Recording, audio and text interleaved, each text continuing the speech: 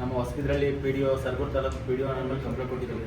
Complaint ಕೊಡಕಂದ್ರೆ ನಾನು complaint ಕೊಟ್ಟೆ ಅವ್ರ ಮೇಲೆ. ನಾನು ಕಂಪ್ಲೇಂಟ್ ಕೊಡಕಂದ್ರೆ ಅವ್ರು ನೋಡು ಸಾಕಾಯ್ತು. ಒಂದು ಹೊಸಬಿದ್ರಲ್ಲಿ ಅಲ್ಲಿ ರೋಡ್ನದು ಸ್ವಲ್ಪ ಕೆಲಸ ಮಾಡಿಸಿದ್ದೀನಿ, ಮತ್ತು ಅಲ್ಲಿ ಚರಂಡಿ ಕೆಲಸ ಮಾಡಿಸಿದ್ದೀನಿ, ಮತ್ತು ಆಮೇಲೆ ಸ್ಕೂಲ್ಗೆ ಮಕ್ಕಳಿಗೆ ಬಸ್ ಇತ್ತಿಲ್ಲ, ಅದು ಬಸ್ ಒಂದು ವ್ಯವಸ್ಥೆ ಮಾಡಿಸಿದ್ದೀನಿ. ಬಸ್ ವ್ಯವಸ್ಥೆ ಮಾಡಿಸಿದ್ದೀನಿ. ಒಂದು 2 ತಿಂಗಳಿಂದ ಬಸ್ ಬರ್ತೈತೆ.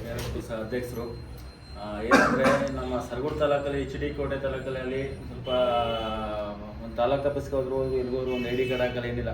ಅವ್ರು ನಮ್ಮನ್ನ ಕೇಳ್ತಾರೆ ID ಕಾರ್ಡ್ ಇಲ್ಲರಿ, ನಿಮ್ಗೆ ID ಕಾರ್ಡ್ ಇಲ್ಲ ಅಂತ ಕೇಳ್ತಾರೆ. ನಮ್ಗೆ ID ಕಾರ್ಡ್ ಇದೆ, ನಮ್ಮ ID ಕಾರ್ಡ್ ಅನ್ನೋದು ಅವ್ರಿಗೆ. ಅವರು ನೀವ್ಯಾರ್ರಿ ಮಾತಾಡೋಣ, ನಾವು KRS ಪಕ್ಷದವ್ರು ಅಂದರೆ ಸುಮ್ಮನೆ ಆಯಿತು ಸರ್ ಹಾಕ್ತೀನಿ, ಆಯ್ತು ಸರ್ ಓಕೆ ಹಾಕ್ತೀನಿ ಸರ್ ಅಂತಾರೆ. ಆದರೆ ಅಲ್ಲಿ ಗೊತ್ತಿರೋರು ಮಾತ್ರ ಕೇಳ್ತಾರೆ. ಸುಮಾರು ಜನ ಗೊತ್ತಿಲ್ದ್ರ ಕಣಕ್ಕೆ ಸುಮ್ಮನೆ ನಮ್ಮನ್ನ ಕೇಳ್ತಾರೆ ಉತ್ತರನವರು. ಸರ್ ನೀವು ಯಾರು ಸರ್, ಹೆಂಗೆ KRS ಪಕ್ಷ ಏನಂದ್ರೆ ಏನು ಅಂತ ನಮ್ಮನೆ ಉತ್ತರ ಮಾಡಿ ಕೇಳ್ತಾರೆ. ಅದಕ್ಕೆ ನಾವು ಅವ್ರಿಗೆ ಏನು ಮಾತಾಡೋದು, ಅವ್ರಿಗೆ ಮಾತ್ರ ಹೇಳ್ಬೇಕು. ನಮ್ಮ ತೆರಿಗೆ ಹಣದಲ್ಲಿ ನಿಮ್ಗೆ ಸಂಬಳ ಕೊಡ್ತಿರೋದು, ನಿಮಗೆ ಲಕ್ಷಾಂತರ ರೂಪಾಯಿ ಖರ್ಚು ಮಾಡಿ ನಿಮ್ಗೆ ಐಡೆಂಟಿ ಕಾರ್ಡ್ ನ ಕೊಟ್ಟಿದ್ದಾರೆ, ಅದನ್ನ ನೀವು ಧರಿಸ್ಬೇಕು. ನೀವು ನಾವು ನಿಮ್ಮನ್ನ ಕ್ವಶನ್ ಮಾಡ್ಬೇಕು. ನೀವು ನಮ್ಮನ್ನ ಕ್ವಶನ್ ಮಾಡ್ತೀರಿ ಅಂತಂದ್ರೆ, ನಾನು ಗೌರ್ಮೆಂಟ್ ಜಾಬಲ್ಲಿ ಇದ್ರೆ ನೀವು ಮಾಡ್ಬೇಕು. ನಾನು ಒಬ್ಬ ಪಕ್ಷದ ಅಧ್ಯಕ್ಷ, ಆ ಪಕ್ಷದ ಅಧ್ಯಕ್ಷನಿಗೆ ನನ್ನ ಟಿ-ಶರ್ಟ್ ಕಾರಣ ಅದ ಆಯ್ತಾ. ಅದಕ್ಕೆ ನಿಮ್ಗೆ ಏನಾದ್ರು ಐಡೆಂಟಿ ಕೊಡ್ಬೇಕು ಅನ್ನೋದು ಹೇಳ್ಬೇಕು ನೀವು.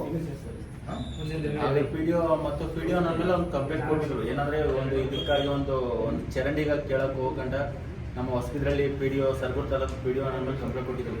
ಕಂಪ್ಲೇಂಟ್ ಕೊಡಕಂದ್ರೆ ನಾನು ಕಂಪ್ಲೇಂಟ್ ಕೊಟ್ಟೆ ಅವ್ರ ಮೇಲೆ. ನಾನು ಕಂಪ್ಲೇಂಟ್ ಕೊಡಕಂದ್ರೆ ಅವ್ರು ನೋಡು ಸಾಕಾಯ್ತು. ಒಂದು ವಾರ ಹೋದ್ರು ನಿಂತ್ಕೊಬಿಟ್ಟೆ.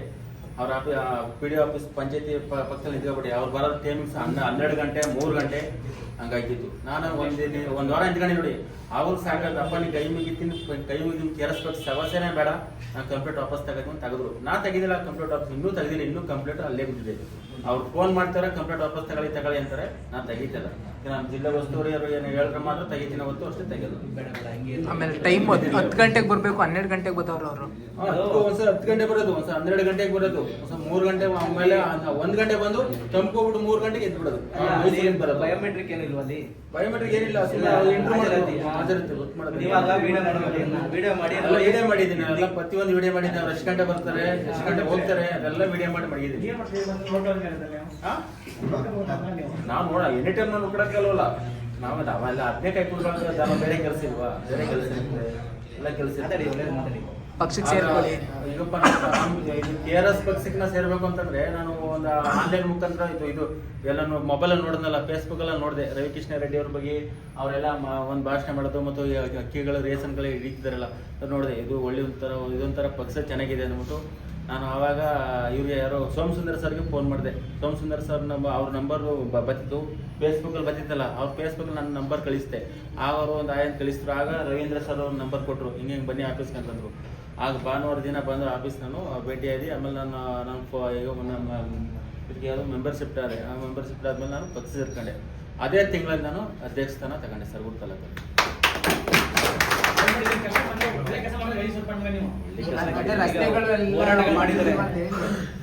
ಹೊಸಬಿದ್ರಳ್ಳಿ ಮತ್ತು ಸರ್ಗೂರು ತಾಲೂಕು ಹೊಸಬಿದ್ರಳ್ಳಿಯಲ್ಲಿ ಅಲ್ಲಿ ರೋಡ್ನದು ಸ್ವಲ್ಪ ಕೆಲಸ ಮಾಡಿಸಿದ್ದೀನಿ, ಮತ್ತು ಅಲ್ಲಿ ಚರಂಡಿ ಕೆಲಸ ಮಾಡಿಸಿದ್ದೀನಿ, ಮತ್ತು ಆಮೇಲೆ ಸ್ಕೂಲ್ಗೆ ಮಕ್ಕಳಿಗೆ ಬಸ್ ಇತ್ತಿಲ್ಲ, ಅದು ಬಸ್ ಒಂದು ವ್ಯವಸ್ಥೆ ಮಾಡಿಸಿದ್ದೀನಿ. ಒಂದು 2 ತಿಂಗಳಿಂದ ಬಸ್ ಬರ್ತೈತೆ. ID ಕಾರ್ಡ್ಗಳು ಹೆಂಗೆ ಏನು ಮಾಡಿದ್ದಾರೆ? ಐಡಿ ಕಾರ್ಡ್ ಏನು ಎಲ್ಲ ಕಚೇರಿಗೆ ಹೋಗಿ ಎಲ್ಲ ಕಚೇರಿಗೆ ಹೋಗಿದ್ದೀನಿ ನಾನು. ಮತ್ತು ಕರೆಂಟ್ ಐಬಿಗೆ ಹೋಗಿದ್ದೀನಿ. ಕೋಟೆಯಲ್ಲಿ ನಮ್ಮದು ರೈತರದ್ದು ಮೀಟಿಂಗ್ ಬಿದ್ದಿತ್ತು. ಇವರು ನಮ್ಮ ರೆಗ್ಯುಲರ್ ಮೀಟಿಂಗ್ ಮಾಡ್ತಿರು ರೈತರ ಬಗ್ಗೆ. ಅದು ಅಲ್ಲೂ ಕಚೇರಿಗೆ ಹೋಗ್ಬಿಟ್ಟು ಎದುರಿಸಿದ್ದೀನಿ. ID ಕಾರ್ಡ್ ಹಾಕಬೇಕು ಅಂತ 5 ಸಲ ಹಾಕೊಳ್ತೀನಿ ಅಂತ ಹೇಳಿದ್ದಾರೆ. ತಾಲೂಕು ಆಫೀಸಲ್ಲಿ ಹೇಳಿದ್ದಾರೆ. ಡಾಕ್ಟರ್ ಹಾಸ್ಪಿಟಲ್ಗೆ ಹೋದ್ರು ಅಷ್ಟೇ ನಾವು ಯೂನಿಫಾರ್ಮ್ ಹಾಕ್ತಿರೋ ಪರವಾಗಿಲ್ಲ, ಬೇಕಾದ್ರೆ ನಮ್ಮ ಮಗ ನೋಡ್ಬಿಟ್ಟವರು ID ಕಾರ್ಡ್ ಹಾಕೊಂಡೆ ಹಾಕೋತಾರೆ ಕೆಲಸ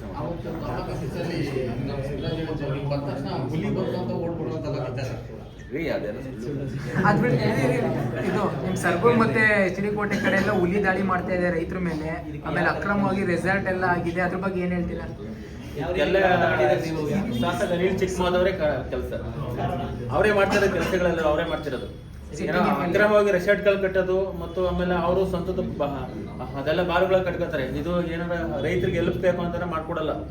ರೈತರು ಏನಾರು ಕೇಳಕ್ ಹೋದ್ರೆ 2 ತಿಂಗಳು 6 ತಿಂಗಳು 9 ತಿಂಗಳು ಕಾಯಿಸ್ತಾರೆ. ಅವ್ರು ಬಾರ್ ಓಪನ್ ಮಾಡ್ಕೊಳ್ಳೋದು. ಗುಂಡ್ಲುಪೇಟೆ ರೋಡಲ್ಲಿ ಒಂದು ಬಾರ್ ಓಪನ್ ಮಾಡಿದ್ದಾರೆ, ಆರಾಮಾಗಿ ಓಪನ್ ಮಾಡ್ಕೊಂಡು. ಮತ್ತು ಇಲ್ಲಿ ಅಂಪಾಪುರದಲ್ಲಿ ಒಂದು ಪೆಟ್ರೋಲ್ ಬಂಕ್ ಓಪನ್ ಮಾಡಿದ್ದಾರೆ. ಅದು 2 ತಿಂಗಳ ಕೆಲಸ ಮುಗಿದಿದೆ. ರೈತರಿಗೆ ಕೆಲಸ ಮಾಡಿಸ್ಕೋಬೇಕು ಅಂತಂದ್ರೆ ರೈತರು ಏನೋ ಒಂದು ಕೆಲಸ ಕೇಳಕ್ ಹೋದ್ರೆ 6 ತಿಂಗಳು 1 ವರ್ಷ 2 ವರ್ಷ ಕಾಯಿಸ್ತಾರೆ. ಪೇಪರ್ ಬಿಸಾಕ್ತಾರೆ ಅಂತ ಹೇಳಿದ್ರು ಒಬ್ರು ರೈತರು. ಮನವಿ ಕೊಟ್ಟಿದ್ದಾರೆ, ಪೇಪರ್ನ ಬಿಸಾಕ್ಬಿಟ್ಟಿದ್ದಾರೆ. ನಾನು ಸುಮಾರು ಸತಿ KRS ಪಕ್ಷ ಮುಂಚೆ ಸೇರ್ಕೊಳ್ಳೋ ಮುಂಚೆಗೆ ನಾನೊಂದು ಪೇಪರ್ ಕೊಟ್ಟಿದ್ದೆ ಬೇರೆ ಕೆಲಸಗಳಿಗೆ. ಏನ್ ಮಾಡ್ತಾರೆ ಅಂದ್ರೆ ನೋಡ್ತಾರೆ, ಮೊದಲು ಬಿಸಾಕ್ಬಿಡ್ತಾರೆ ಹೊರಗಡೆ. ಅಷ್ಟೇ ಕೆಲಸ ನಡೆಯುತ್ತಲ್ಲ. ಅಲ್ಲಿ ಶಾಸಕ ಅಲ್ಲಿ ಚೆಕ್ ಮಾಡ್ತೀವಿ, ಇರೋದೇ ವೇಸ್ಟ್ ಬಡಿಯೋದು, ಏನಕ್ಕೂ ಲೈಕ್ ಇಲ್ಲ. ಸರ್, ಕುಟುಂಬ ರಾಜಕಾರಣದ ಬಗ್ಗೆ ಏನ್ ಹೇಳ್ತೀರಾ? ಕುಟುಂಬ ರಾಜಕಾರಣ ಅದ್ರ ಬಗ್ಗೆ ಗೊತ್ತಿಲ್ಲ. ಅಲ್ಲ, ಈಗ ತಾತ ಆಗ್ಬೋದು, ಮಗ ಆಗ್ಬೋದು, ಅವ್ರ ಮೊಮ್ಮಕ್ಳಾಗ್ಬೋದು, ಈ ರೀತಿ ರಾಜಕೀಯ ಮಾಡ್ತಾರೆ, ಅದ್ರ ಬಗ್ಗೆ ಏನ್ ಹೇಳ್ತೀರಾ ಅಂತ ಮಾತಾಡಿ. ಏನಂದ್ರೆ ಇವಾಗ ನಿಮ್ದು ಅಲ್ಲಿ ಅತಿ ಹೆಚ್ಚು ರೆಸಾರ್ಟ್ಗಳಾಗ್ತಾಯಿಲ್ಲ, ಇಲ್ಲಿ ರೆಸಾರ್ಟ್ಗಳಾಗಿದ್ದಲ್ಲ, ಅತಿ ಹೆಚ್ಚು ರೆಸಾರ್ಟ್ಗಳು. ಅದು ಅಲ್ಲಿ ಅರಣ್ಯ ಪ್ರದೇಶಗಳು ಏನೈತೆ ಅದನ್ನ ಒತ್ತುವರಿಗಳೆಲ್ಲ ನಡೀತಾ ಇತ್ತಲ್ಲ, ಇದ್ರ ಬಗ್ಗೆ ನೀವು KRS ಪಕ್ಷದಿಂದ ಯಾವ ರೀತಿ ಧ್ವನಿ ಎತ್ಕೊಂಡು ಏನ್ ಮಾಡಿದೀರಾ? ಅದ್ರ ಬಗ್ಗೆ ಸ್ವಲ್ಪ ಹೇಳಿ. ಏನ್ ಮಾಡ್ತೀರಾ ಮುಂದೆ? ಅದನ್ನ ಏನ್ ಮಾಡ್ತೀರಾ? ಯೋಜನೆಗಳು ಏನ್ ಮಾಡ್ತೀರಾ? ಇವಾಗ ಪಕ್ಷ ಕಟ್ತಾ ಇದ್ದೀನಿ, ಪಕ್ಷ ಕಟ್ಮೇಲೆ ಪುನಃ ಮಾಡ್ತೀವಿ. HD ಕೋಟೆಯಲ್ಲಿ ಪಕ್ಷ ಅನ್ನೋದು ಇರ್ತಿಲ್ಲ, KRS ಪಕ್ಷ ಅನ್ನೋದು.